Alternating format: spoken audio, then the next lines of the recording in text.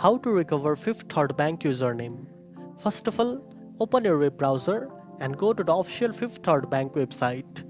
Then click on the login button at the top right corner to go to the login page. Next, below the login fields, click on the link that says Forgot Login. This will take you to the username recovery page.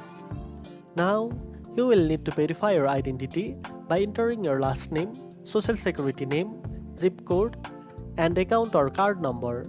Make sure you provide this crucial information correctly, then hit next. After that, complete any security steps required, such as a CAPTCHA. To confirm you are not a robot, then click on continue. Fifth Third Bank will then send the recovery code or instructions to your registered email or phone number. Check your inbox or messages carefully for this information.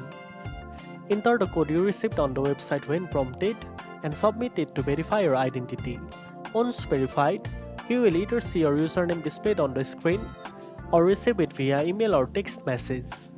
If you do not receive the code or username, double check your email address or phone number and try again, or contact Fifth Third Bank customer support for further assistance. And that's it. Now you know how to recover Fifth Third Bank username. If you found this video helpful, don't forget to like, share and subscribe for more tech tips. Thanks for watching and I'll see you in the next one.